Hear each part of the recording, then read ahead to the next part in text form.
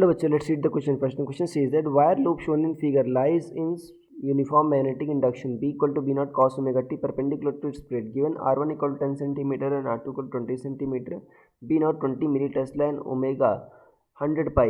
Find amplitude of current induced in loop if its resistance is 0.1 ohm per meter.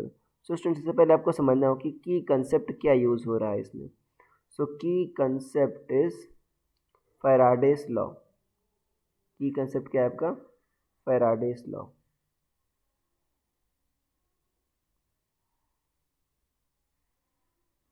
ये है आपका की concept. देखो बच्चों, और फैराडेस लॉ क्या कहता है कि जो ईएमएफ इंड्यूस होता है वो क्या होता है आपका D phi by D T होता है. अगर मैं मैग्नीट्यूड की बात करूँ, माइनस साइन में इग्नोर कर रहा हूँ, तो ये हो रहा है आपका.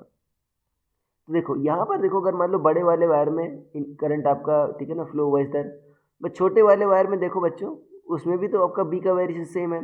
बट अगर मान लो सेम सेंस में करंट फ्लो होगा तो अपोज करेगा, क्योंकि देखो ये इधर आपका फ्लो करेगा, ये इधर फ्लो करेगा, अपोज करेगा. तो जो नेट फ्लक्स होगा, जो नेट ईएमएफ होगा वो घट जाएगा आपका.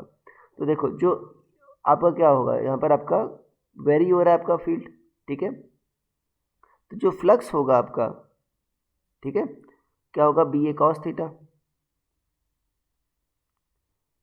ठीक है ना. अब यहाँ पर देखो magnetic field perpendicular to plane है, थीटा जीरो, कितना हो जाएगा, बी ए कॉस जीरो, मतलब बी ए आ जाएगा. और देखो बी क्या है आपका, B not cos omega T, cos omega T into area, ठीक है ना, ये.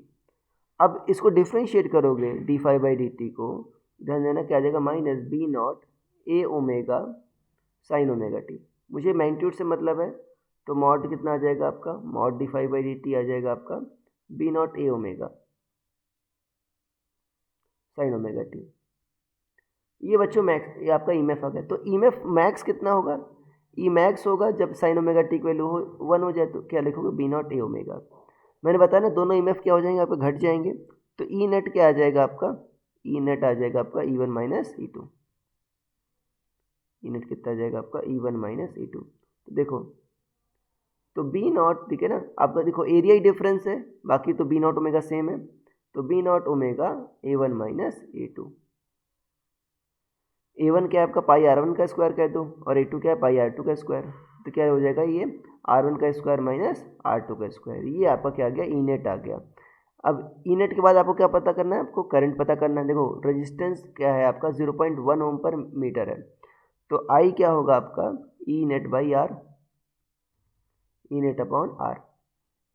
ई नेट क्या है आपका, देखो ठीक है, B not omega pi R one का square minus R two square, ये है. और नीचे क्या है बच्चों, देखो रेजिस्टेंस आपका टोटल आर, दो कैपिटल आर. टोटल देखो बच्चों, लेंथ कितनी है, 2 pi R one plus 2 pi R two, या 2 pi R one plus R two, ये टोटल लेंथ है वायर की. और 0.1 ओम पर मीटर आपका रेजिस्टेंस है, तो टोटल रेजिस्टेंस आ गया इनटू, ठीक है, ये आपका आंसर आ गया. अब इसी में वैल्यू आपको पुट करना. देखो आर वन का square minus R two square को बच्चों कर सकते हो आप, R one minus R two और R one plus R two. तो नीचे आप R one plus R two cut जाएगा, तो बी नॉट ओमेगा पाई, ठीक है, R one plus R two upon 2 pi into 0.1, ये आ गया. अब आप सारी वैल्यूज यहाँ पर रख दो. बी नॉट की वैल्यू क्या दे रखी है आपको, देखो बी नॉट की वैल्यू दे रखी है 20 मिली टेस्ला, मतलब 20 इंटू 10⁻³ ओमेगा की वैल्यू कितनी दे रखी है, 100 पाई. देखो पाई पाई यहाँ पर कैंसिल आउट हो जा रहा है, into R one plus R two, मतलब 30 सेंटीमीटर. एक का क्या है रेडियस 20, दूसरे क्या है 30. सॉरी ऊपर R one minus R two बचेगा ना, नीचे नीचे R one plus R two है ना, तो आपका कट के यहाँ पर बचेगा R one minus R two. तो एक की बच्चों क्या है आपका 20 है, दूसरे क्या है 10 है. तो R one minus R two कितना बचेगा आपका, देखो एक की रेडियस 20 की 10, R one minus R two बचे 10 सेंटीमीटर बचेगा, मतलब 10 इंटू 10⁻² या 10⁻⁻1. और नीचे भी क्या है आपका 10⁻⁻1 है, 2 इंटू 10⁻⁻1, ये आ गया. तो 10⁻⁻1 से 10⁻⁻1 कट गया, ये कितना बचा आपका, ये आपका 10 हो गया, ठीक है ना.